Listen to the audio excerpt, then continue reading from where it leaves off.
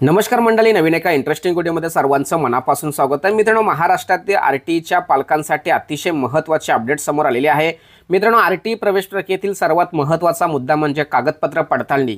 आता कागदपत्र पडताळणीसाठी मुदतवाढ मिळाली आहे। या संदर्भात महाराष्ट्र शासनाने आरटीईच्या पोर्टलवरती अधिकृत सूचना सुद्धा दिलेली आहेत।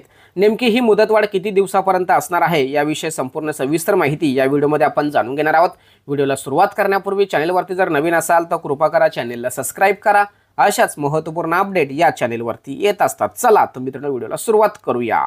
तर मित्रांनो, यासाठी आरटीईच्या अधिकृत वेबसाईटवरती यायचं। या वेबसाईटवरती आल्यानंतर थोडंसं खाली यायचं।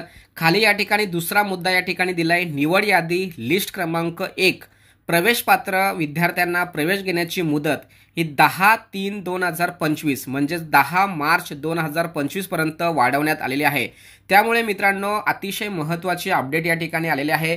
ज्या पालकांचे डॉक्युमेंट्स अद्याप जमा झालेले नाही, व्हेरिफिकेशन पूर्ण झालेलं नाही, अशा सर्व पालकांसाठी अतिशय महत्त्वाची आणि दिलासादायक अपडेट या ठिकाणी आलेली आहे।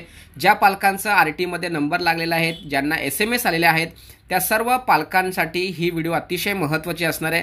कारण मित्रांनो, अनेक लोकांचं असं म्हणणं होतं की सर, आम्हाला खूप कमी वेळ मिळालेला आहे, आमच्या मुलाचा आरटीईमध्ये नंबर लागलेला आहे, या संदर्भात आम्हाला कोणताही प्रकारचा मेसेज आला नाही, नंतर आम्हाला कळलं की आमच्या मुलाचा नंबर लागलेला आहे, त्यामुळे आम्हाला आता थोडीशी मुदतवाढ मिळाली पाहिजे, कागदपत्र पडताळणीसाठी वेळ मिळाला पाहिजे। त्यामुळे मित्रांनो, निवड यादीतील प्रवेश पात्र बालकांच्या पालकांनी अर्ज भरताना संबंधित कागदपत्र आता वेळेवर गोळा करायची। यानंतर कोणत्याही प्रकारची मुदतवाढ दिली जाणार नाही।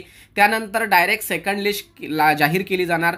त्यामुळे मित्रांनो, 10 तारखेपर्यंत तुम्हाला कागदपत्र पडताळणी करता येणार आहे, तुमच्या विद्यार्थ्याचं ॲडमिशन कन्फर्म करता येणार आहे। अतिशय महत्त्वाची आणि इम्पॉर्टंट माहिती या ठिकाणी समजावून सांगण्याचा प्रयत्न केलाय। सदर व्हिडिओ सदर माहिती महाराष्ट्रातील सर्व विद्यार्थ्यांपर्यंत, सर्व पालकांपर्यंत पोहोचवण्यासाठी सहकार्य करा। तोपर्यंत धन्यवाद। जय हिंद, जय महाराष्ट्र।